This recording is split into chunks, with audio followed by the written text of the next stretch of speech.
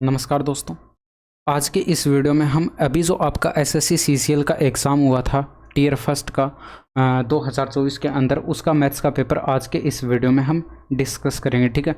और ये जो पेपर है आपका 9 सितंबर 2024 को शिफ्ट फर्स्ट के अंदर हुआ था, ठीक है। और देखिए ये टोटल जो आपके पेपर हैं 36 सेट के अंदर हुए हैं, ठीक है। और एक सेट के अंदर मैथ्स के 25 प्रश्न पूछे गए हैं। तो यहाँ पर अगर हम 36 गुणे 25 करते हैं तो ये हमारा 750 प्लस 150 करेंगे, यानी कि यहाँ पर टोटल जो है 900 प्रश्न हम यहाँ पर कुल मिलाकर सॉल्व करेंगे, ठीक है। ये आज हमारा इसका पार्ट फर्स्ट है। इसी तरह से हम आगे भी जो है सारे के सारे सेट कंप्लीट करेंगे, ठीक है। तो चलिए देखते हैं किस तरह से प्रश्न पूछे गए, किस लेवल के जो है यहाँ पर प्रश्न पूछे गए हैं, ठीक है। तो प्रश्न नंबर फर्स्ट आपके सामने यहाँ पर स्क्रीन पर रहा। अब इसमें देखिए यहाँ पर ऊपर ए स्क्वायर माइनस बी स्क्वायर का फॉर्मूला लगेगा, तो ये तो आपको डायरेक्ट आंसर दिखाई पड़ रहा है, इसमें सोल्व करने की आवश्यकता है ही नहीं, ठीक है, ज़्यादा दिमाग लगाना ही नहीं। इसमें देखिए यहाँ पर भी आप ए स्क्वायर माइनस बी स्क्वायर का फॉर्मूला लगाएंगे बट्टे के अंदर, तो एक्स माइनस का 5 यहाँ पर कट जाएगा, एक्स प्लस का 5 बच जाएगा, ठीक है। इसमें एक्स प्लस 5 का आपको यहाँ पर डिवाइड करना है। और 125 को आप क्या लिख सकते हैं, 5 का क्यूब लिख सकते हैं। आपको एक फॉर्मूला पता होगा ए क्यूब प्लस बी क्यूब का, ये होता है ए प्लस का बी ब्रैकेट के अंदर ए स्क्वायर माइनस का ए बी और प्लस का बी स्क्वायर, ठीक है। तो ये वाला फॉर्मूला हम यहाँ पर यूज़ करेंगे। और यहाँ पर जैसे आप इसको कैलकुलेट करेंगे तो ऊपर देखिए एक्स क्यूब और माइनस का 5, ये सॉरी प्लस का 5 क्यूब है, तो ए क्यूब प्लस बी क्यूब का फॉर्मूला आप यहाँ पर अप्लाई करेंगे तो एक्स प्लस का 5 हो गया ब्रैकेट के अंदर, एक्स स्क्वायर प्लस ये माइनस का यहाँ पर ए बी करेंगे, ये 5x हो जाएगा और ये प्लस का 25 हो गया, ठीक है। और यहाँ पर देखिए आपको 15x जो है कॉमन दिखाई पड़ रहा होगा, तो यहाँ पर 15x जैसे आपने कॉमन लिया तो ब्रैकेट के अंदर x प्लस का 5 यहाँ पर बच जाएगा। और यहाँ पर बटे के अंदर जो है आपका x प्लस 5 था, तो यहाँ पर x प्लस 5 जैसे आप ऊपर से कॉमन लेकर यहाँ पर काट देंगे तो यहाँ पर देख सकते हैं माइनस का 5x है और ये प्लस का 15x है, यानी कि इसमें से घटाएंगे तो यहाँ पर 10x बचेगा। तो एक्स स्क्वायर के साथ में 10x लिख लिया और ये प्लस का 25, जो कि ऑप्शन नंबर 4 में आपको दिखाई पड़ रहा है, ठीक है।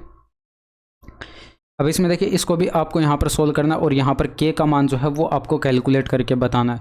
तो जैसे आप इसको सिंप्लीफाई करेंगे तो 8 से देखिए इसमें डिवाइड करिए, ये 11 हो गया, यानी कि 11k हो गया और ये माइनस का 9 हो जाएगा और ये बराबर की साइड। यहाँ पर देखिए 6 का स्क्वायर 36 हो गया, 7 गुणे 5 करेंगे 35 हो गया, 36 में से 35 घटाएंगे 1 बच गया, 1 प्लस का k स्क्वायर इधर आकर 1 से गुणा हो जाएगा, यानी कि 1 प्लस का k स्क्वायर हो गया, ठीक है। 11 के इधर भेज देंगे तो k स्क्वायर के माइनस में 11k आ जाएगा, 9 इधर भेज देंगे तो 9 प्लस 1 किया ये 10 हो जाएगा, इस साइड 0 बचा जो कि मैं इस साइड लिख रहा हूँ, ठीक है। तो ये हमारे पास द्विघात समीकरण बन जाएगी।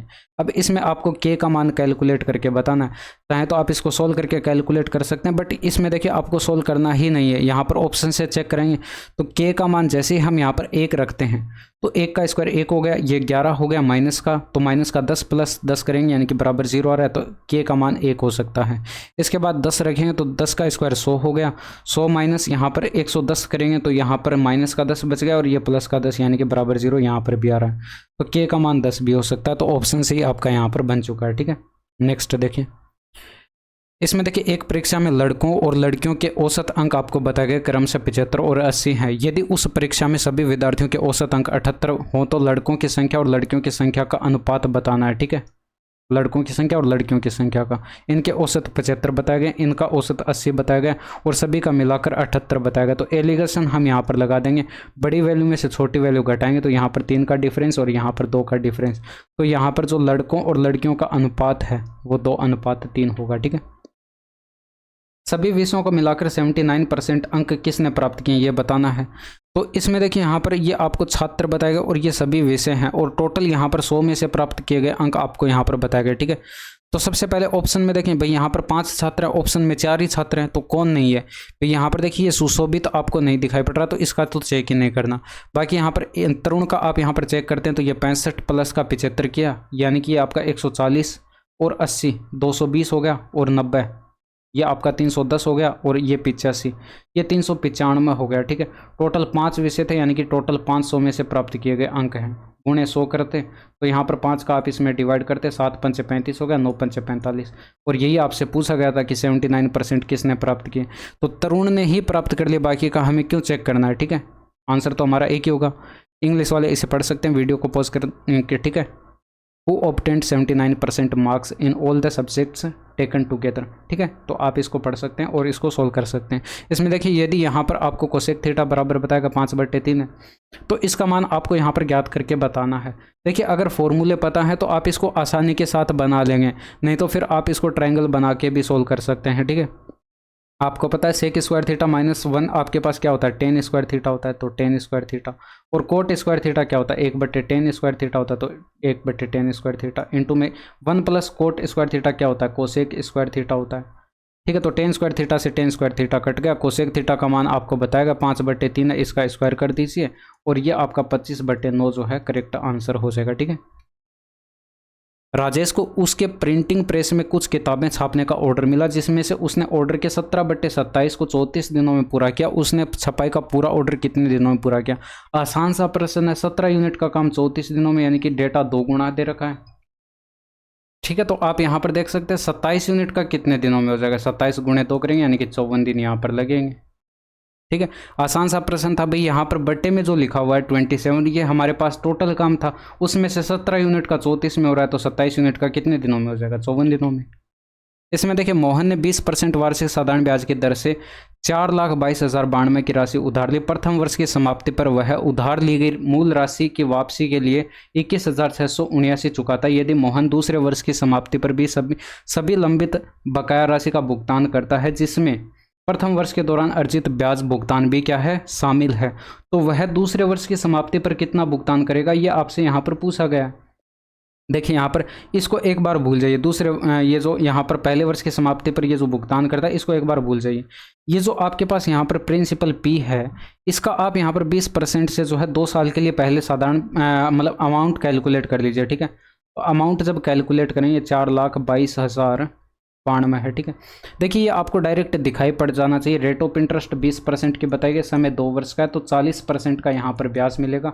और ये जो प्रिंसिपल हमारा होता है अपने आप में 100% होता है, यानी कि आप इसका 140% कैलकुलेट कर देंगे तो ये आपका अमाउंट आ जाएगा। और अमाउंट आप यहाँ पर देख सकते हैं कितना आ जाएगा, 14 से आप इसमें गुणा करेंगे तो यहाँ पर 14 दूनी का 28 हो गया, हासिल 2 आएगी, और 14 नंबर 126 हो गया, ये हमारा 128 हो जाएगा। ठीक है, हासिल 1 आएगी, और ये हमारा 29 हो जाएगा, फिर हासिल 2 आएगी, और ये हमारा 30 हो जाएगा, हासिल 3 आएगी, 14 4 56 और 3 59 हो जाएगा, और बट्टे में 10 है, यानी कि एक स्थान पर यहाँ पर दशमलव भी लगा देंगे। ठीक है, तो यहाँ पर लास्ट में जो है 8.8 आपको मिल जाएगा। ठीक है, इसके बाद आप यहाँ पर देखिए, इसमें यहाँ पर ये जो पहले वर्ष की समाप्ति पर ये जो राशि मतलब चुका दी गई थी वो भी इसमें ऐड है, और दूसरे वर्ष क्या हुआ कि उस पर यहाँ पर 20% का ब्याज कैलकुलेट करके इसमें और ऐड हो गया, यानी कि यहाँ पर ये जो दूसरे वर्ष राशि चुकाई गई थी 21,679, इसको एज ए प्रिंसिपल मान ले, तो यहाँ पर देखिए 20% का ब्याज 1 साल के लिए कैलकुलेट हुआ है। ठीक है, अब यहाँ पर देखिए 120, तो यहाँ पर 120% कैलकुलेट करें क्योंकि 100% ये अपने आप में थी, तो यानी कि इसके लिए अमाउंट जो होगा वो आपके पास यहाँ पर इसमें ऐड है, भाई इस अमाउंट में ऐड है, तो जो भुगतान किया जाएगा वो आप यहाँ पर कैलकुलेट करेंगे तो इसमें से उसको हटाना पड़ेगा। ठीक है, तो इसको कैलकुलेट कर लीजिए, भाई 12 से आप इसमें गुणा करेंगे, 12 नंबर 108 हो गया, फिर यहाँ पर हासिल 10 आएगी, 84, और ये 94 का 4 हो जाएगा, यहाँ पर हासिल 9 आएगी, 12 6 के 72 हो गया, और ये 81 हो जाएगा। ठीक है, हासिल 8 आएगी, और 12 8 20 हो जाएगा, हासिल 2 आएगी, 12 दूनी 24 और 2 26 हो जाएगा, और यहाँ पर एक स्थान पर दशमलव आ जाएगा। ठीक है, तो भुगतान, ये भुगताना लिख दिया क्या मैंने, तो भुगतान जो किया जाएगा वो हमारे पास कितने का किया जाएगा, भाई ये जो अमाउंट हमारे पास था 59,0928, यानी कि ये 59,928 था, और पॉइंट लगाकर 8 था, और इसमें से आप यहाँ पर माइनस कर देंगे कितना, एक सेकेंड कुछ मिस्टेक हुई है क्या, ये 5,90,928 है। ठीक है, तो 5,90,928, और इसमें से माइनस कर देंगे 26,014.8। ठीक है, तो जैसे आप इसमें से माइनस करेंगे, देखिए 0.8 तो ऊपर से चला जाएगा, 8 में से 4 किया माइनस, तो यहाँ पर इकाई का अंक हमें 4 मिल गया ना, तो इकाई का अंक 4 एक ही ऑप्शन में तो है, आंसर लगा दीजिए, यानी कि 5,64,914 जो है आपके प्रश्न का यहाँ पर सही जवाब हो जाएगा। ठीक है, इसमें देखिए 5 रुपये, 2 रुपये और 1 रुपये के सिक्कों में पी को जो है 100 रुपये का भुगतान करता है, तो भुगतान के लिए उपयोग किए गए सिक्कों की कुल संख्या बताई गई 40 है। तो भुगतान में 5 रुपये के सिक्कों की संख्या आपको यहाँ पर बतानी है। तो यहाँ पर देख सकते हैं 5 रुपये के सिक्के हैं, 2 रुपये के सिक्के और 1 रुपये के सिक्के आपके पास यहाँ पर बताए गए। ठीक है, इनकी संख्या यहाँ पर 5 रुपये के सिक्कों की संख्या x मान लीजिए, ये y मान लीजिए, ये z मान लीजिए। तो 5 इंटू में x करेंगे यानी कि 5 रुपये के सिक्कों से जो मूल्य होगा वो आ जाएगा। 2 इंटू में y करेंगे और z इंटू में 1 करेंगे तो ये हमारे पास मूल्य बनेगा इन सिक्कों से। इनको जैसे ही हम ऐड करेंगे तो यहाँ पर टोटल मूल्य प्रश्न में बताया गया 100 रुपये का भुगतान करता है, यानी कि बराबर 100 कर दिया।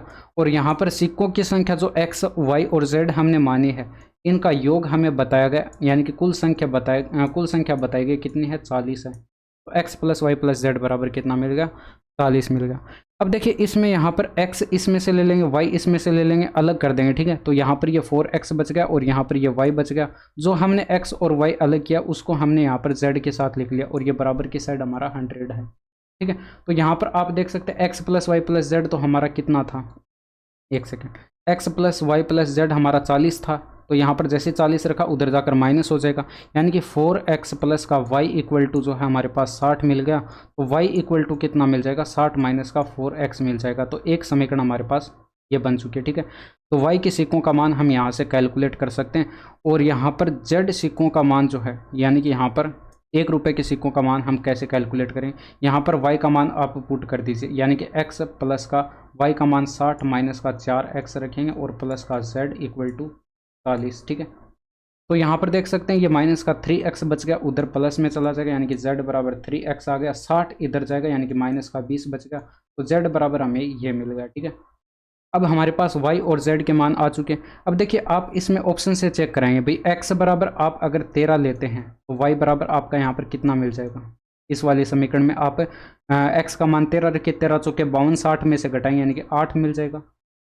तो z बराबर कितना मिल जाएगा, इसमें 13 3 39 में से 20 घटाएंगे यानी कि 19 मिल जाएगा। तो यहाँ पर x plus y plus z आप यहाँ पर करके देखिए भाई, x हमारे पास 13 है, y हमारे पास 8 है और यहाँ पर ये 19 है।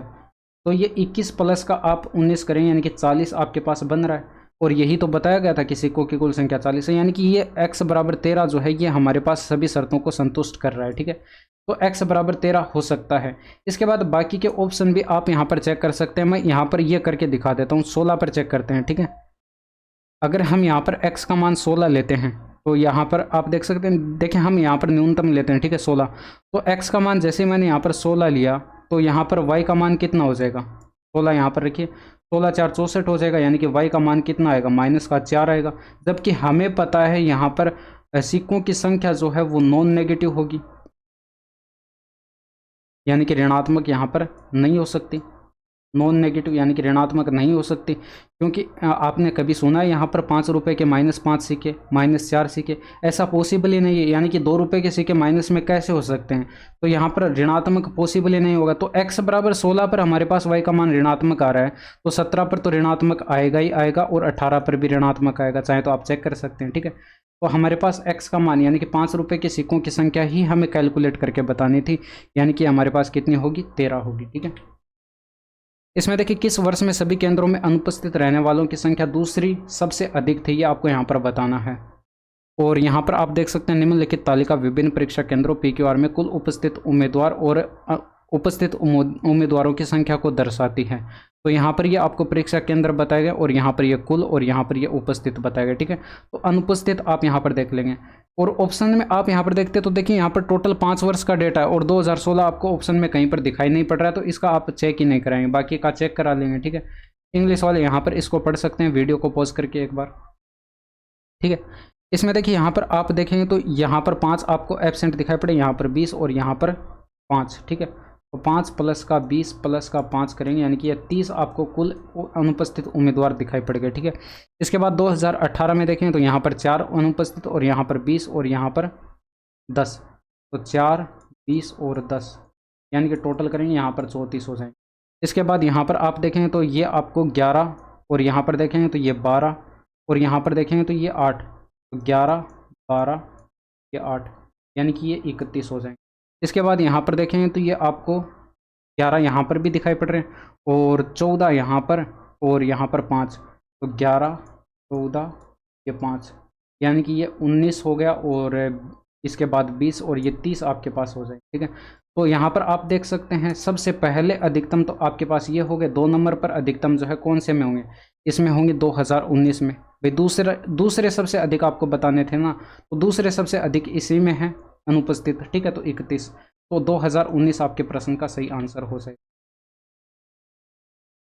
अब इसमें देखिए इसका मान आपको ज्ञात करके बताना। तो जब मैंने 2023 करवाया था तो मैंने आपको काफ़ी बार बताया था कि साइन ए बराबर होता है कोस बी के, यदि ए प्लस बी का मान क्या हो, 90 डिग्री हो, ठीक है। तो यहाँ पर आप चेक कराएंगे, भाई यहाँ पर देखिए साइन 30 डिग्री है और यहाँ पर 60 डिग्री भी आपको यहाँ पर मिल रहा है, तो साइन 30 यहाँ पर 30 और यहाँ पर 60, 90 बन रहा है। तो आप यहाँ पर साइन को क्या कर सकते हैं, कोस में चेंज कर सकते हैं। जैसे कि यहाँ पर साइन 60 को चेंज करेंगे तो आप कोस 30 में चेंज कर सकते हैं, यानी कि कोस स्क्वायर 30 डिग्री बनेगा। और आप जानते हैं कि sine square theta plus cos square theta क्या होता है, 1 होता है, तो यहाँ पर 1 बन जाएगा, ठीक है। अभी मैं आपको बताऊंगा इसको सॉल्व करके आगे, और अभी एक्सप्लेन करूंगा मैं इसको, ठीक है। तो यहाँ पर ये 40 हो गया, कहीं पर आपको 50 दिखाई पड़ रहा है क्या, यहाँ पर दिखाई पड़ रहा है, ठीक है।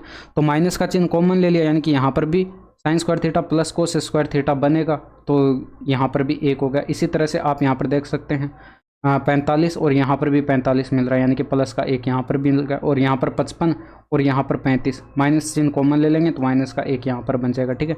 तो बस इतना ही करना था, बराबर 0 आपका आंसर आ गया। अब देखिए यहाँ पर मैं एक करके दिखा देता हूँ, जैसे कि यहाँ पर साइन स्क्वायर ये जो 30 डिग्री है, ठीक है, इसको आप यहाँ पर देखिए साइन स्क्वायर 60 डिग्री है, यहाँ पर इसको आप लिख सकते हैं कोस स्क्वायर 60 डिग्री, ये बराबर होता है, क्योंकि साइन 30 पर, और यहाँ पर देखिए 30 और 60 का सम जो है 90 डिग्री बन रहा है, 30 प्लस 60 करेंगे बराबर 90 बन रहा है, इसीलिए यहाँ पर ये बराबर है। देखिए यहाँ पर ये हुआ कैसे, भाई यहाँ पर 60 डिग्री को आप क्या लिख सकते हैं, 90 माइनस का 30 लिख सकते हैं, और कोस 90 पर साइन में चेंज हो जाता है, तो साइन में आप इसको चेंज कर देंगे, और स्क्वायर है तो स्क्वायर, और यहाँ पर थीटा का मान 30 डिग्री है, तो यहाँ पर साइन स्क्वायर 30 डिग्री, और देखिए बराबर हमने साइन स्क्वायर 30 डिग्री ही लिया था, तो इस तरह से आप इसको लिख सकते हैं, ठीक है। तो यहाँ पर जो साइन स्क्वायर 30 डिग्री है, इसको आप यहाँ पर क्या लिख सकते थे, कोस स्क्वायर 60 डिग्री लिख सकते, क्योंकि इसके बराबर है। तो इसकी जगह जैसे आप कोस स्क्वायर 60 डिग्री लिखते, कोस स्क्वायर 60 डिग्री लिखते हैं, तो यहाँ पर देख सकते हैं sine square theta plus cos square theta बन रहा है, यानी कि बराबर 1 बन रहा है। इसी तरह से बाकी सभी जगह भी कंसेप्ट काम करेगा, ठीक है। जहाँ पर माइनस है वहाँ पर आप माइनस कॉमन ले लेंगे। इसमें देखिए एक पंसारी लागत मूल्य पर चावल बेचने का दावा करता है, लेकिन 1 किलो के लिए 870 ग्राम के नकली वजन का उपयोग करता है, उसका लाभ प्रतिशत आपको बताना है। देखिए यहाँ पर जो उसको बेचना चाहिए था, 1 किलो का मतलब कितना हो जाएगा, 1000 ग्राम हो जाएगा, यानी कि पैसे तो अपने जो है 1000 ग्राम के ले रहा है, और यहाँ पर अपने पास से कितना दे रहा है, 870 ग्राम दे रहा है, यानी कि ये उसका कॉस्ट प्राइस हो जाएगा। जब आप इनका रेशियो बनाएंगे तो 0 से 0 कट गया, आप देख सकते हैं कितने यूनिट का प्रॉफिट हुआ, 13 यूनिट का प्रॉफिट कितने पर, 87 पर, और गुणे आप यहाँ पर 100 कराते, तो कुछ नहीं करना, 1300 के अंदर आपको 87 का डिवाइड करना है, तो एक बार चला गया, बच गया 13, 30 यानी कि 43 बच गया, उतार देंगे 0। अब देखिए इसका अगर हम 5 गुना करते हैं तो ये हमारे पास 435 बनता है, जो कि ज़्यादा चला जाएगा, यानी कि भाग हमारा 4 बार ही जाएगा, तो 14.94% जो है आपका करेक्ट जवाब हो जाएगा। इसमें देखिए भरण पाइप P भरण पाइप Q से 21 गुना तेज है। यदि Q एक टंकी को 110 मिनट में भर सकता है तो दोनों भरण पाइपों को एक साथ खोलने पर टंकी को भरने में कितना समय लगेगा। भाई P और Q है, ठीक है। अब Q अगर 1 यूनिट इसके एफिशिएंसी है तो यहाँ पर इसकी 21 गुना P की है, यानी कि यहाँ पर 21:1 इनकी एफिशिएंसी का रेशियो आ गया। अब देखिए टंकी की हम क्षमता कैलकुलेट कर सकते हैं। बोला गया Q पाइप जो है ये 110 मिनट में भर सकता है, तो जैसे आप यहाँ पर Q की एफिशिएंसी 1 यूनिट रखेंगे तो 1 गुणे 110 यानी कि 110 यूनिट की टंकी की क्षमता आ गई। तो आप टाइम कैलकुलेट कर सकते हैं, भाई 110 यूनिट की टंकी की क्षमता है, दोनों मिलकर एक साथ भरेंगे तो यहाँ पर 22 यूनिट की एफिशिएंसी से भरेंगे, तो 22 का आप इसमें डिवाइड करेंगे, यानी कि बराबर 5 मिनट जो आपके प्रश्न का सही, ठीक है। इसमें देखिए एक वस्तु पर 550 अंकित आपको यहाँ पर रुपए बताया गया है, और यदि इसे 40% की छूट पर बेचा जाता है तो विक्रय मूल्य इसके क्रय मूल्य से 10% अधिक हो जाता है। तो क्रय मूल्य यानी कि कॉस्ट प्राइस आपको यहाँ पर ज्ञात करके बताना है। देखिए मार्क प्राइस, छूट मार्क प्राइस पर दी जाती है, आपको पता है, बाद में सेलिंग प्राइस आता है। तो मार्क प्राइस 100 यूनिट का, तो 40% की छूट देने पर 60 यूनिट का आपका सेलिंग प्राइस हो जाएगा। रेशियो बनाएंगे तो 5:3 बन गया, ठीक है। बट यहाँ पर प्रश्न में जो है आपको मार्क प्राइस जो है वो बताया गया है कितना है, 550 है, यानी कि डेटा आपको यहाँ पर 110 गुणा दिखाई पड़ रहा है। तो सेलिंग प्राइस भी 110 गुणा करेंगे यानी कि 330 हो जाएगा, ठीक है। इसके बाद आप यहाँ पर देख सकते हैं विक्रय मूल्य जो है इसके क्रय मूल्य से 10% अधिक है। इंग्लिश में आप देख सकते हैं then the selling price becomes 10% more than its cost price. यहाँ पर 10% की फ्रैक्शन वैल्यू जो होती है वो यहाँ पर 1/10 होती है, ये आपको पता है, ठीक है। यानी कि 10 से 1 अधिक करेंगे तो यहाँ पर 11/10, यानी कि कॉस्ट प्राइस का अगर 11/10 कैलकुलेट करेंगे तो ये आपका सेलिंग प्राइस आएगा। और सेलिंग प्राइस हमने कैलकुलेट किया कितना है, 330 है, तो बराबर 330, 11 से डिवाइड करेंगे 30 आ गया, तो सीपी बराबर कितना आ गया, 300 आ गया। यही आपका क्रय मूल्य होगा, कॉस्ट प्राइस, ठीक है। यही पूछा गया था। इसमें देखिए 840 मीटर की एक वर्ताकार दौड़ में ए और बी समान समय पर समान दिशा में समान बिंदु से क्रमशः 6 मीटर प्रति सेकंड और 12 मीटर प्रति सेकंड की चाल से दौड़ना आरंभ करते हैं। वे अगली बार कितने समय बाद मिलेंगे, ये आपको यहाँ पर बताना है। देखिए यहाँ पर ये वर्ताकार पथ बताएगा। देखिए डायरेक्ट अगर कंसेप्ट पता है तो रिलेटिव स्पीड कैलकुलेट किया और डिस्टेंस के अंदर आप डिवाइड कर देते हैं, ठीक है। मान लेते हैं यहाँ से ये दौड़ना स्टार्ट करते हैं, ए यहाँ पर जा रहा है और बी यहाँ पर। ए की स्पीड बताइए 6 मीटर प्रति सेकंड और बी की स्पीड बताइए 12 मीटर प्रति सेकंड, ठीक है। डिस्टेंस आपको बताइए, वर्ताकार पथ की जो लंबाई बताइए वो 840 मीटर की बताइए, ठीक है। तो यहाँ पर आप रिलेटिव स्पीड कैलकुलेट करेंगे, दोनों एक ही दिशा में दौड़ रहे हैं, यानी कि 12 माइनस का 6 की, यानी कि आपके पास 6 मीटर प्रति सेकंड की रिलेटिव स्पीड आ गई। और टाइम कैलकुलेट करेंगे तो 840 मीटर का वर्ताकार पथ था, इसमें रिलेटिव स्पीड का डिवाइड करेंगे 6 का, तो यहाँ पर 14 6 के 84 होता है, यानी कि 140 सेकंड का यहाँ पर टाइम लगेगा। इसमें देखिए निम्नलिखित में से कौन सा कथन यह निष्कर्ष निकालने के लिए पर्याप्त है कि दो त्रिभुज सर्वांगसम है। देखिए इस प्रश्न को ध्यान से समझिए। यहाँ पर देखिए अगर कंसेप्ट पता है तो आप डायरेक्ट ऑप्शन पढ़ते ही आंसर टिक कर देंगे। भाई त्रिभुज सर्वांगसम कब होते हैं, जब एक दूसरे को अध्यारोपित कर लेते हैं। तो यहाँ पर जैसे कि मैंने यहाँ पर एक त्रिभुज बनाया, ठीक है, ये एक त्रिभुज है, ठीक है, और एक दूसरा त्रिभुज मैंने यहाँ पर बना दिया। अब यहाँ पर ये वाला त्रिभुज जो है इसको उठाकर मैं जैसे इस वाले त्रिभुज के ऊपर रखूंगा तो ये इसको पूरी तरह से ढक लेगा और आपको यहाँ पर पता ही नहीं चलेगा कि यहाँ पर दो त्रिभुज हैं। यहाँ पर पूरी तरह से इसको ढक लेगा, यानी कि ये दोनों ट्राइंगल जो है एक दूसरे के क्या है, कॉन्ग्रुएंट है, यानी कि सर्वांगसम है। और सर्वांगसम है तो यहाँ पर इनकी सभी भुजाएं, सभी मतलब परिमाप, कोण, सब कुछ इनका बराबर है, तभी यहाँ पर एक दूसरे को ढक पा रहे हैं। तो यहाँ पर देखिए प्रश्न में क्या बताया गया कि यहाँ पर इनकी दो भुजाएं बराबर बताई गई, ठीक है, इनकी दो भुजाएं बराबर है। और दूसरी चीज़ यहाँ पर इसका परिमाप P1 है और दूसरे का परिमाप P2 है, वो भी आपको परिमाप बराबर बताएगा पहले ऑप्शन के अंदर, ठीक है। तो यहाँ पर ये तीसरी भुजा जो है ये स्वतः ही बराबर हो जाएगी, क्योंकि तभी यहाँ पर परिमाप बराबर होंगे, नहीं तो परिमाप जो है बराबर होंगे ही नहीं। और तीनों भुजाएं यहाँ पर बराबर हो चुकी है, तो यहाँ पर हम एस सर्वांग क्षमता नियम लगा सकते हैं। और यहाँ पर ये दोनों ट्रायंगल क्या हो जाएंगे, एक दूसरे के कॉन्ग्रुएंट हो जाएंगे, यानी कि ये हमारा सही दे रखा है। इसके बाद ऑप्शन नंबर 2 पर आ जाते हैं। ऑप्शन नंबर 2 को यहाँ पर ध्यान से समझिए। इसमें यहाँ पर ये ट्रायंगल है, ठीक है, एक सेकेंड, इसमें ये ट्रायंगल है और यहाँ पर जो है इनका मैं यहाँ पर बेस सेम ही रखता हूँ। यहाँ पर इनका आधार समान बताया गया, ठीक है, इनका आधार अब समान है, ठीक है। और यहाँ पर मैं क्या करता हूँ कि ये जो आपके पास ट्रायंगल है इसको मैं थोड़ा सा ऊपर से यहाँ पर ऐसे खींच देता हूँ, ठीक है। अब यहाँ पर इनके आधार तो यहाँ पर समान है, ये आपको पता है, लेकिन क्या ये दोनों ट्रायंगल एक दूसरे को पूरी तरह से अध्यारोपित करेंगे। मैं इसको उठाकर इसके ऊपर रखता हूं तो आधार तो समान है, लेकिन पूरी तरह से एक दूसरे को अध्यारोपित कर ही नहीं रहे हैं, तो यहाँ पर ये दोनों ट्रायंगल सर्वांगसम नहीं होंगे और यहाँ पर ये पर्याप्त शर्त हमारे पास नहीं होगी। एक सेकंड रुकिएगा, ये हमारे पास पर्याप्त शर्त नहीं है। इसी तरह से आप ऑप्शन नंबर 2 में देखिए, तो यहाँ पर देखिए मैं इसमें क्या करता हूँ, आधार और ऊंचाई आपको यहाँ पर समान बताएगी, ठीक है। तो इसके अंदर मैं एक ट्रायंगल और बना लेता हूँ, ठीक है, एक सेकेंड रुकिएगा। इस तरह से मैंने यहाँ पर ये एक ट्रायंगल और बना दिया, इनका आधार समान रखा है मैंने। और दूसरी चीज़ आप यहाँ पर देख सकते हैं, इनकी हाइट जो है यहाँ पर वो भी आपको समान बताएगी, ठीक है। ये इसकी इस वाले ट्रायंगल की हाइट हो जाएगी और ये इस वाले ट्रायंगल की हाइट हो जाएगी, ठीक है। और ये हाइट जो है आपको यहाँ पर बराबर बताएगी।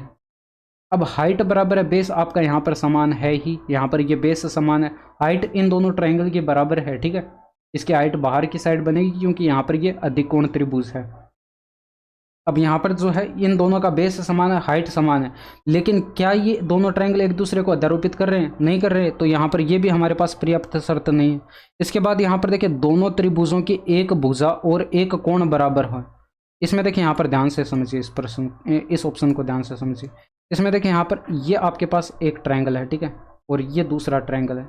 अब इसमें आपको यहाँ पर बताया गया कि एक तो भुजा बराबर है और दूसरी चीज यहाँ पर एक कोण बराबर, ये थीटा है तो ये भी थीटा। क्या ये पर्याप्त शर्त है? नहीं है भाई। आपने ये पढ़ा होगा कि यहाँ पर अगर दो भुजाएं बराबर हों और उनके बीच का कोण बराबर हो, तब हम यहाँ पर कह सकते हैं कि एस ए एस सर्वांग क्षमता नियम से ये दोनों क्या होंगे? ट्रायंगल सर्वांगक्षम होंगे। बट यहाँ पर एक भुजा और यहाँ पर एक कोण बराबर दे दिया गया, तो यहाँ पर ये पर्याप्त शर्त नहीं होगी। तो ऑप्शन नंबर फर्स्ट ही तो आपका करेक्ट हुआ। इसमें देखिए 22 सेंटीमीटर और 10 सेंटीमीटर त्रिज्या वाले दो वृत्तों के केंद्रों के बीच की दूरी आपको बताएगी 37 सेंटीमीटर। यदि इन वृत्तों की सीधी उभयनिष्ठ स्पर्श रेखा के स्पर्श बिंदु M और Q हैं, तो रेखाखंड MQ की लंबाई ज्ञात करके आपको बतानी कितनी होगी। तो यहाँ पर आप देख सकते हैं डायरेक्ट कॉमन टेंजेंट की ही लंबाई आपसे पूछी गई। और ये प्रश्न देखिए मैंने 2023 करवाए हैं, तो वहाँ पर बहुत बार सोल्व करवाए हैं, ठीक है, और बहुत बार रिपीट होते हैं ये प्रश्न। R1 और R2 आपको यहाँ पर बताया गया, ठीक है, और यहाँ पर ये केंद्रों के बीच की दूरी D बताएगी। तो यहाँ पर हम दो ट्रायंगल बना लेते हैं, सॉरी यहाँ पर दो वृत्त बना लेते हैं। ये एक वृत्त हो गया और इसके बाद एक वृत्त ये हो जाएगा, ठीक है। अब यहाँ पर ये दोनों एक वृत्त जो है एक दूसरे से दूर दूर बनेंगे, क्योंकि यहाँ पर इनकी त्रिज्याओं का योग जो है इनके केंद्रों के बीच की दूरी से कम है, ठीक है। ये इस तरह से इनकी सीधी उभयनिष्ठ स्पर्श रेखा बनेगी, जो कि यहाँ पर M और Q पर स्पर्श कर रही है दोनों वृत्तों को, ठीक है। ये केंद्रों के बीच की दूरी को D से डिनोट करते हैं, जो कि आपको 37 बताएगी, ठीक है। R1 यहाँ पर इसकी त्रिज्या मान लेते हैं, जो कि यहाँ पर ये छोटा है ना, तो इसको R2 मान लेते हैं, और ये 10 सेंटीमीटर है। और यहाँ पर ये R1 जो है ये हमारा ज़्यादा है, तो इसको 22 मान लेते हैं, ठीक है। तो अब हम यहाँ पर क्या करते हैं, इसमें MQ स्पर्श रेखा की लंबाई कैलकुलेट करते हैं। तो इसका फॉर्मूला आपको याद रखना होता है, डायरेक्ट डी स्क्वायर माइनस का हम करते हैं R1 माइनस R2 का होल स्क्वायर, ठीक है। तो यहाँ पर आप देख सकते हैं अंडर रूट के अंदर 37 का स्क्वायर करेंगे, माइनस यहाँ पर देखिए दोनों त्रिज्याओं का डिफरेंस देखिए, यहाँ पर 12 का है तो 12 का स्क्वायर करेंगे। अब यहाँ पर अंडर रूट के अंदर जो है ए स्क्वायर माइनस बी स्क्वायर का फॉर्मूला लगाएंगे, तो 49 और यहाँ पर इनटू में आपके पास हो जाएगा 25। तो यहाँ पर जो है ये 7 गुणे 5 यानी कि 35 सेंटीमीटर आपके प्रश्न का सही आंसर हो जाएगा, ठीक है। Option number first. आप देखिए ऐसे भी कैलकुलेट करा सकते हैं, 37 का स्क्वायर 1369, इसमें से आप 144 घटाएंगे तो ये आपका डिफरेंस जो है 1225 का बनेगा, और यहाँ पर 1225 का वर्गमूल 35 हो जाएगा, ठीक है। नेक्स्ट देखिए, इसमें देखिए अभी मैंने आपको पीछे एक कंसेप्ट बताया था कि साइन स्क्वायर थीटा बराबर होता है कोस स्क्वायर थीटा के। साइन स्क्वायर थीटा बराबर होता, ये थीटा 1 मान लीजिए, कोस स्क्वायर थीटा 2 के। यदि थीटा 1 प्लस थीटा 2 क्या हो, 90 डिग्री हो, तो यहाँ पर देख सकते हैं 29 और यहाँ पर 61 डिग्री, यहाँ पर भी 90 डिग्री बन रहा है ना सम, तो यहाँ पर ये बराबर होंगे। तो आप कोस को क्या लिख सकते हैं, साइन में कन्वर्ट कर सकते हैं, यानी कि साइन 29 डिग्री लिख सकते हैं, और sine square theta plus cos square theta 1 बनेगा। तो कुछ करना ही नहीं था, यहाँ पर सम 90 डिग्री बन रहा है तो आपको यहाँ पर डायरेक्ट 1 टिक करना था। बट यहाँ पर देखिए ये पता होना चाहिए इसके पीछे यहाँ पर लगाना कहाँ पर है भाई। 61 यहाँ पर देखिए 61 को आप लिख सकते हैं 90 माइनस का 29, ऐसे लिख सकते हैं। और यहाँ पर कोस 90 पर चेंज हो जाएगा, यहाँ पर किस में, साइन में। तो यहाँ पर पहले कोस स्क्वायर 29 डिग्री है, और यहाँ पर ये साइन में चेंज हो जाएगा तो प्लस में साइन लिख लिया, और यहाँ पर ये 29 डिग्री आएगा, क्योंकि फर्स्ट क्वाड्रेंट में है तो प्लस में ही रहेगा, स्क्वायर है तो स्क्वायर लगा दिया। अब देखिए sine square theta plus cos square theta बराबर 1 होता है। इसमें देखिए दो उम्मीदवारों के बीच हुए एक चुनाव में 22% मतदाताओं ने मत नहीं डाला, तो डाले गए मतों में से 10% मत अवैध घोषित कर दिए गए, जबकि सभी वैध मत दोनों उम्मीदवारों में से किसी एक के पक्ष में पड़े हैं। जिस उम्मीदवार को कुल वैध मतों में से 59.375% मत मिले, उसे 2484 मतों से निर्वाचित घोषित किया गया। यदि उस चुनाव में मतदान करने के पात्र लोगों की संख्या आपको बताई गई 16,000 थी, तो वाई का मान आपको यहाँ पर कैलकुलेट करना। देखिए कुल मतदाताओं की संख्या आपको बताई गई 16,000 है, ठीक है। अब यहाँ पर देखिए इसमें इसके y% मतदाताओं ने मत नहीं डाले, तो 100% ये अपने आप में थे, इसमें से y% घटा देंगे, यानी कि इतने % मतदाताओं ने जो है मत डाले हैं। इसके बाद 10% मत अवैध घोषित कर दिए गए, यानी कि इसका 90% मत वैध घोषित हुए हैं, ठीक है। यानी कि ये हमारे पास वैलिड वोटों की संख्या आ गई। इसके बाद प्रश्न में बोला गया कि यहाँ पर वैध मतों का 59.375% जो है जीतने वाले उम्मीदवार ने प्राप्त कर लिए। ठीक है, तो हारने वाले उम्मीदवार ने कितने प्राप्त किए होंगे? तो यहाँ पर टोटल मत, वैध मत जो थे वो अपने आप में 100% थे। अगर आप 100 में से ये वाला डेटा माइनस करेंगे तो कितना बचेगा? तो ये हमारा 625 और यहाँ पर जो है 40, यानी कि 40.625% आपके पास ये बच गया। तो यहाँ पर ये हमारे पास जो है विनर हो गया और ये हमारे पास लूज़र यानी कि हारने वाला हो गया। तो जीतने वाला उम्मीदवार इससे कितना ज़्यादा मत प्राप्त किया है आप देख सकते हैं। यहाँ पर ये 375 हो गया, यानी कि ये 41 हो गया, 18 और ये 375, यानी कि यहाँ पर 18 पॉइंट, भाई 375 और 375 आपके पास 750 हो जाएगा। यानी कि यहाँ पर जो है 750 आप लिख सकते हैं, या फिर 0.75 तक ही आप इसको छोड़ दीजिए। ठीक है, इतने परसेंट मतों से यहाँ पर ये जीतने वाला उम्मीदवार चुनाव जीता है। तो जैसे आप इसका जो है 18.75% कैलकुलेट करेंगे तो ये आपके पास यहाँ पर जितने मतों से यहाँ पर जो जीतने वाला उम्मीदवार है उन मतों की संख्या आ जाएगी जो कि प्रश्न में कितने बताई गए, 2484 बताई गई। तो ये बराबर 2484 और इसको कैलकुलेट कर लेंगे, आपके पास y का मान आ जाएगा। ठीक है, तो काट पीट दीजिए। इसमें देखिए 100 से यहाँ पर 2 0 कट गए, उसके बाद इस 100 से यहाँ पर ये 2 0 काट देंगे। 9 से देखिए यहाँ पर ये वाला डेटा जो है 9 से हमारा डिवाइड है, तो 9 से इसमें डिवाइड करेंगे, ये हमारा 9 दूनी का 18 हो गया, बच गया 6, 9 सत्ते 63 हो गया, बच गया 5, 6 नम 54 हो गया। ठीक है, इसके बाद आप यहाँ पर देख सकते हैं 25, यहाँ पर देखिए ये पॉइंट हटाएंगे तो बट्टे में 2 0 लगा लीजिए। 25 से आप इसमें ऊपर और नीचे डिवाइड करेंगे, 25 सत्ते 175 हो गया। इसके बाद यहाँ पर बच गया 5 7 12, 25 के 125 हो जाएगा, 76 आ जाएगा। ठीक है, और ये 25 के 100 यहाँ पर बट्टे में 400 हो जाएगा। एक सेकेंड, ये 25 5 125 होगा ना ऊपर, तो 25 5 125 और यहाँ पर 25 के 100, ये आपका 400 आ गया। 25 से फिर डिवाइड हो रहा है, ये 3 बार कट जाएगा और यहाँ पर 25 अट्ठे 200 था, यानी कि 16 बार कट जाएगा। 16 से ये 16 कट गया और 3 से आप इसमें डिवाइड करेंगे, डेटा 3 से डिवाइड है, 9 3 27 हो गया, 3 दूनी का 6 92 आ गया। तो 100 माइनस का y बराबर 92 है, तो y बराबर कितना मिल जाएगा? 8 मिल जाएगा। ठीक है, ऑप्शन नंबर 2। इसमें देखिए निम्नलिखित में से कौन सा k का मान हो सकता है जिससे कि संख्या 6 से विभाज्य। अब जो संख्या 6 से विभाज्य होगी वो संख्या 2 और 3 से भी डिवाइड होगी। अब 2 से डिवाइड है, इसका मतलब k का मान जो है यहाँ पर क्या होना चाहिए? सम अंक होना चाहिए। यहाँ पर ऑप्शन में सभी सम अंक है। ठीक है, तो एलिमिनेट हम नहीं कर सकते। इसके बाद यहाँ पर देखिए संख्या हमारी 3 से भी डिवाइड होनी चाहिए, तो 9 कट गया, 7 और 2 9 कट जाएगा, 4 2 8 1 9 कट जाएगा। एक सेकेंड, 3 से डिवाइड करना है ना, तो ये 3 कट गए, ये 9 कट जाएगा 3 से, और इसके बाद 4 2 6 भी 9 से कट जाएगा, ये 3 से कट जाएगा। इसके बाद 7 2 9 भी यहाँ पर ये कट जाएगा। ठीक है, 3 से। अब एक बच गया ना, अब यहाँ पर एक जो बचा है वो यहाँ पर 1 प्लस का k जो है यहाँ पर ये 3 से डिवाइड होना चाहिए। तो k के हम यहाँ पर क्या क्या मान रख सकते हैं आप देख सकते हैं। k की जगह आप यहाँ पर 2 रख सकते हैं, क्योंकि 2 + 1 3, 3 से डिवाइड हो जाएगा। इसके बाद इसमें 3 ऐड करेंगे 5 रख सकते हैं, और इसके बाद इसमें 3 ऐड करेंगे 8 रख सकते हैं। लेकिन यहाँ पर 3 ऐड करेंगे तो 11 नहीं रख सकते, क्योंकि k डबल डिजिट वैल्यू हो जाएगी। इसके बाद यहाँ पर देखिए, यहाँ पर ये सम अंक होना चाहिए ना, तो 5 तो हो ही नहीं सकता, 2 हो सकता है, 8 हो सकता है। 8 हमारा ऑप्शन में है नहीं, 2 हमारा ऑप्शन में है, तो आंसर लगा दीजिए। यहाँ पर देखिए, यदि एक समबाहु त्रिभुज के 2 भुजाओं का योग 16 सेंटीमीटर है तो तीसरी भुजा ज्ञात करके बतानी। देखिए सीधा आप आंसर लगा सकते हैं 8 सेंटीमीटर। बट यहाँ पर देखिए थोड़ा सा आपको दिमाग में सोचना पड़ेगा। यहाँ पर ये समबाहु त्रिभुज बताया गया। ठीक है भाई, यहाँ पर इसकी तीनों भुजाएं बराबर होंगी, यानी कि ये ए है तो ये भी ए और ये भी ए। ठीक है, 2 भुजाओं का योग आपको 2a जो है वो बताया गया कितना है, 16 है। तो आप a बराबर कैलकुलेट करेंगे कितना हो जाएगा, आधा करेंगे 8 हो जाएगा। a बराबर 8 हो गया, तीनों भुजाएं आपके पास कितनी हो जाएंगी, 8 सेंटीमीटर की हो जाएंगी। और यही आपसे पूछा गया था, तीसरी भुजा पूछी गई थी तो 8 सेंटीमीटर। ठीक है, मान लीजिए कि O वृत्त का केंद्र है और AB और CD जो है त्रिज्या की समान भुजा पर 2 समांतर जीवाएं आपको बताएगी। OP AB के लंबवत है और OQ जो है CD के लंबवत है।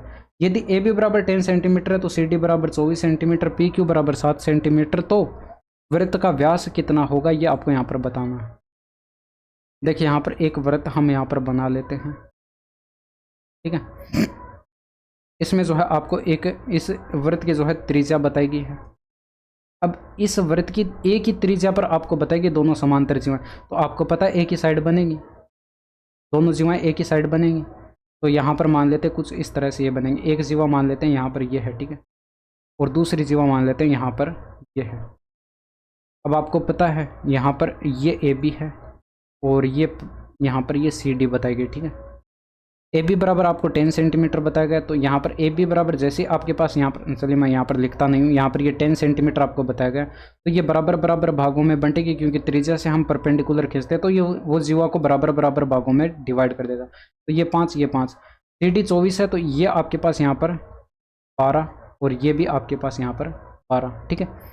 इसके बाद आप यहाँ पर देख सकते हैं केंद्र से अगर इस बिंदु सी को मिलाएं तो ये इस वृत्त की त्रिज्या होगी। इसके बाद यहाँ पर इसको अगर ए से मिलाएं तो ये भी इस वृत्त की त्रिज्या होगी, यानी कि ये अगर आर है तो यहाँ पर ये भी आपके पास त्रिज्या आर होगी। अब यहाँ पर देखिए दो समकोण त्रिभुज बन रहे हैं, यहाँ पर एक समकोण त्रिभुज, यहाँ पर ये आपको देखिए केंद्र इसका ओ बताया गया था और यहाँ पर ए बी के लंबवत ओ पी बताया गया था, ये ओ पी है और यहाँ पर ये ओ क्यू है, ठीक है। अब यहाँ पर देखिए ये ओ सी क्यू एक समकोण त्रिभुज बन रहा है, ओ ए पी आपके पास एक समकोण त्रिभुज बन रहा है। दोनों समकोण त्रिभुज में आप आर स्क्वायर कैलकुलेट करते तो वो आपका यहाँ पर सेम आना चाहिए था। आर स्क्वायर की अगर मैं बात करूँ तो वो आपका यहाँ पर सेम आना चाहिए। तो इसमें आर स्क्वायर कैलकुलेट करें तो 5 का स्क्वायर ये आपके पास 25 हो जाएगा। और यहाँ पर देखिए ये आपको दोनों जीवाओं के बीच की दूरी पी क्यू जो है ये 7 बताई गई है यहाँ पर, ठीक है, ये 7 है। तो यहाँ पर ये इतने जो है हम x मान लेते हैं, ठीक है। थोड़ा सा स्टेप बाय स्टेप इन चीज़ों को समझते जाइएगा। तो ये टोटल कितनी होगी इसमें, इस वाले समकोण त्रिभुज में 7 प्लस का x होगी, यानी कि 5 का स्क्वायर तो 25 हो गया, प्लस 7 प्लस x का स्क्वायर करेंगे, 5 का स्क्वायर प्लस 7 प्लस x का होल स्क्वायर करेंगे, ठीक है। इसमें आर स्क्वायर हमारे पास ये मिल गया ओ ए पी ट्राइंगल के अंदर। अब ओ सी क्यू ट्राइंगल के अंदर आ जाइए, इस समकोण त्रिभुज के अंदर। इसमें आर स्क्वायर कैलकुलेट करेंगे तो 12 का स्क्वायर करेंगे और प्लस x का स्क्वायर करेंगे, ठीक है। तो 12 का स्क्वायर और प्लस x का स्क्वायर कैलकुलेट कर लीजिए। फिर 5 का स्क्वायर 25 हो गया, प्लस 7 का स्क्वायर 49 और ये प्लस का 14x हो जाएगा और ये प्लस का x स्क्वायर हो जाएगा। बराबर की साइड 12 का स्क्वायर 144 हो गया, प्लस का x स्क्वायर है। x स्क्वायर से x स्क्वायर कट गया। इसके बाद यहाँ पर देख सकते हैं ये 14x हो गया और यहाँ पर ये 49 प्लस का 25 करेंगे कितना होगा, 74 होगा। और 74 इधर घटाया 144 में से तो 70 बच गया। x बराबर कितना आ जाएगा, 5 आ जाएगा। x बराबर 5 है, तो यहाँ पर आप देख सकते हैं इसमें 5 12 13 का ट्रिपलेट बनता है। ये 12 है, ये 5 है, तो 5 12 13 का ट्रिपलेट बनता है। त्रिज्या आपके पास यहाँ पर कितनी आ चुकी है, 13 आ चुकी है। तो आपसे व्यास पूछा गया, व्यास क्या होता है, त्रिज्या का 2 गुना होता है, यानी कि 2r होता है। तो 2 × में 13 करेंगे, यानी कि 26 आपके प्रश्न का सही आंसर हो जाए। अब ये देखिए छोटी छोटी चीज़ें मैं लिख के बताता हूँ। यहाँ पर आपको 13 जैसे दिखाई पड़ा, 26 आप डायरेक्ट आंसर टिक करिए। इसमें देखिए दो शंकुओं की त्रिज्याओं का अनुपात आपको बताया गया 2:5 है और उनके आयतन का अनुपात बताया गया 3:5 है। उनकी ऊंचाइयों का अनुपात आपको यहाँ पर बताना है। तो देखिए यहाँ पर मैं कंसेप्ट साइड में आपको बता रहा हूँ, बाकी आपको डायरेक्ट याद रखना है, ठीक है। वॉल्यूम क्या होता है शंकु का, 1/3 पाई आर स्क्वायर एच होता है। तो यहाँ पर एच बराबर जैसे कैलकुलेट करेंगे तो ये हमारा 3v डिवाइडेड बाई क्या हो जाएगा, पाई आर स्क्वायर हो जाएगा। 3/पाई तो हमारा क्या है, नियत है, यानी कि हाइट जो है वो वॉल्यूम के तो डायरेक्टली क्या है, अनुक्रमानुपाती है और त्रिज्या के वर्ग के व्युत्क्रमानुपाती है। ये कंसेप्ट आपको यहाँ पर याद रखना था, ठीक है। अब जैसे ही आप यहाँ पर हाइट का रेशियो कैलकुलेट करेंगे h1 और यहाँ पर h2 का, ठीक है, तो ये हमारे पास त्रिज्याओं का अनुपात r1 और r2 बताया गया और वॉल्यूम का अनुपात v1 और v2 बताया गया, ठीक है। तो यहाँ पर ये देखिए वॉल्यूम का अनुपात, कलर चेंज कर लेते हैं, यहाँ पर जो है, ठीक है। तो यहाँ पर वॉल्यूम v1 हो जाएगा और बट्टे के अंदर r का स्क्वायर है, यानी कि r1 का स्क्वायर हो जाएगा। इसी तरह से यहाँ पर v2 का स्क्वायर करेंगे और बट्टे, एक सेकंड, यहाँ पर v2 आपके पास ऊपर आ जाएगा, बट्टे के अंदर r2 का स्क्वायर हो जाएगा, ठीक है। तो यहाँ पर आप देख सकते हैं ऊपर हमारे पास क्या होगा, 3 होगा v1 और यहाँ पर r1 2 है तो 2 का स्क्वायर 4 हो जाएगा। अनुपात यहाँ पर 5 ऊपर होगा v2 और बट्टे के अंदर r2 5 है तो 5 का स्क्वायर 25 हो जाएगा। 5 से आप इसको डिवाइड करेंगे, बट्टे में 5 आ जाएगा। यहाँ पर देखिए बट्टे में 4 और 5 है तो 4 और 5 का एलसीएम हमारे पास 20 होता है, यानी कि यहाँ पर बट्टे में से 4 और 5 को हटाने के लिए इस अनुपात को हम 20 से गुणा कराएंगे। तो ये हमारा 5 या 15 हो जाएगा और यहाँ पर 5 के 20 यानी कि 4 आ जाएगा। तो 15:4 जो है हमारे पास ये हाइट का रेशियो बनेगा। देखिए ये वाली चीज़ आपको कैलकुलेट करनी थी, ये कंसेप्ट मैंने आपको बताया है, ठीक है। इसमें देखिए यदि किसी ने उपरोक्त तालिका में दिए गए 6 विषयों में से किसी भी विद्यार्थी या अन्य को प्राप्त अंकों की तुलना में उच्चतम अंक प्राप्त किए हैं तो उस विद्यार्थी को प्राप्त कुल प्रतिशत अंक ज्ञात करके बताने हैं कितने हुए। ठीक है, तो इंग्लिश वाले यहाँ पर आप इसको पढ़ सकते हैं वीडियो को पॉज करके। ठीक है, अब इसमें देखिए आपको यहाँ पर प्रश्न को ध्यान से पढ़ना है। तो यहाँ पर देखिए किसी भी विद्यार्थी यहाँ पर लिखा गया है, यानी कि कोई भी विद्यार्थी हो, अन्य को जो प्राप्त अंक हैं उनसे आपको यहाँ पर देखना है उच्चतम अंक प्राप्त होने चाहिए। ठीक है, तो जब आप यहाँ पर देखेंगे अन्य को प्राप्त किसी भी विद्यार्थी का आप ले लीजिए, इसमें गणित में आप यहाँ पर देखेंगे तो 100% यानी कि सबसे अधिकतम इसने प्राप्त किए, और इसमें आप यहाँ पर देखते तो 80 आपको सबसे अधिकतम दिखाई पड़ रहा है, यानी कि 80 हो जाएगा। इसमें आप यहाँ पर देखेंगे तो ये आपको जो है 90% दिखाई पड़ रहा है। ठीक है, इसमें आप यहाँ पर देखेंगे तो सबसे ज़्यादा इसमें जो है 95% दिखाई पड़ रहा है। ठीक है, 95%। इसके बाद आप यहाँ पर इसमें देखेंगे तो सबसे ज़्यादा जो है इसमें 90% दिखाई पड़ रहा है, और इसमें आप यहाँ पर देखेंगे तो सबसे ज़्यादा जो है वो आपको इसमें भी 90% दिखाई पड़ रहा है। तो आप कैलकुलेट कर लीजिए भाई, यहाँ पर देखिए इसका 100% भाई 150 अपने आप में ही 100% है, तो ये 150 हो जाएगा, प्लस इसका आप यहाँ पर 13 अट्ठे 104 हो जाएगा, 80% कैलकुलेट किया, इसका 90% 108 हो जाएगा, और इसका 95% 95 हो जाएगा, और इसके बाद इसका जो है 90% 60 का कितना हो जाएगा, 54 हो जाएगा, और इसका यहाँ पर 90% 36 हो जाएगा। ठीक है, तो ये हमने कैलकुलेट किया। अब इनको ऐड कर लीजिए, इनको ऐड करेंगे तो 6 4 10 और 5 15 और 8 23 हो जाएगा, 4 27 का 7 हो गया, हासिल 2 आ जाएगी, और इसके बाद 8 और 2 10 9 19 और यहाँ पर 5 हो जाएगा 24, और यहाँ पर हासिल 2 आ जाएगी, 3 और 2 5 हो जाएगा। ये टोटल 547 जो है यहाँ पर देखिए, यहाँ पर टोटल कितने विषय थे, 6 विषय थे, और ये 100 मतलब सभी का अगर आप यहाँ पर टोटल अंक कैलकुलेट करेंगे तो ये 150 हो गया, और यहाँ पर ये 100 और ये 200, और यहाँ पर ये आपके पास 250, यानी कि 250 और 150 तो 400 हो जाएगा, 400 और 200 600 में से प्राप्त किए गए हैं, तो यानी कि गुणा 100 कराते तो यहाँ पर 2 0 से 2 0 कट जाते, और इसमें आप 6 का डिवाइड करते तो 91 से 1/6% जो है ये आपको ऑप्शन नंबर फर्स्ट जो है ये आपको दिखाई पड़ गया। ठीक है, 91 से 1/6%। इसमें देखिए यहाँ पर यदि परीक्षा उत्तीर्ण करने के लिए इतिहास में न्यूनतम 105 अंक चाहिए तो कितने विद्यार्थी परीक्षा में उत्तीर्ण हुए हैं। देखिए यहाँ पर ये आपको विद्यार्थी बताएगी, ये इतिहास का आपको इसमें देखना है। ठीक है, इतिहास में 105 जो है न्यूनतम अंक चाहिए, और ये डेटा जो है आपको प्रतिशत में दर्शाएगा, ये प्रश्न में बताएगा। तो 175 का आप यहाँ पर क्या करेंगे, 54% कैलकुलेट करेंगे। ठीक है, तो इसका 54% कैलकुलेट करें, 25 से 7 बार कट गया, 4 बार कट गया, 7 5 35 7 चौके 28, यानी कि 378 हो गया, और बट्टे में 4 से इसको डिवाइड करें, 9 चौके 36 हो गया, बच गया 1, और ये 4 चौके 16, यानी कि 94 पॉइंट समथिंग आएगा, जो कि 105 से तो कम ही है। यानी कि यहाँ पर ये कौन है, राम है, राम जो है यहाँ पर क्या हो गया, फेल हो गया, तो राम फेल हो गया, तो यहाँ पर इसका 51% कैलकुलेट करेंगे 175 का, तो ये तो कम आना ही आना है, यानी कि 54% ही 105 से कम आ गया, तो ये तो इससे भी कम आएगा, यानी कि मोहन भी नहीं हो सकता। इसके बाद श्याम का चेक करेंगे, श्याम का अगर हम यहाँ पर चेक करते हैं तो 175 का हम कैलकुलेट करते हैं 75%। ठीक है, 25 से ये 4 बार कट गया, ये 7 बार कट गया, 7 7 49 490, और ये 35, यानी कि 525 हो गया, और बट्टे में 4 का इसमें डिवाइड करते 13 चौके 52 हो गया, इसके बाद 4 एकम 4 हो गया, यानी कि 131 पॉइंट समथिंग बनेगा, जो कि क्या 105 से यहाँ पर 105 से यहाँ पर ज़्यादा ही है, यानी कि उत्तीर्ण कौन हुआ है, श्याम हुआ है, तो एक ही तो उत्तीर्ण हुआ है। आपसे यहाँ पर संख्या पूछी गई थी, तो ऑप्शन नंबर फर्स्ट आपके प्रश्न का करेक्ट जवाब हो जाएगा। ठीक है, तो टोटल 25 क्वेश्चन थे, और यहाँ तक आपको सभी प्रश्न जो है अच्छे से समझ में आए होंगे। ठीक है, तो बाकी मिलते हैं आपसे नेक्स्ट वीडियो में। यहाँ पर शायद मैंने ये जो है इंग्लिश में दिखाया नहीं था। ठीक है, तो आप इसको इंग्लिश में पढ़ सकते हैं यहाँ पर। ठीक है, बाकी आज के लिए इतना ही, मिलते हैं आपसे नेक्स्ट वीडियो में। That's all for today, thank you, धन्यवाद, बाय बाय, टेक केयर।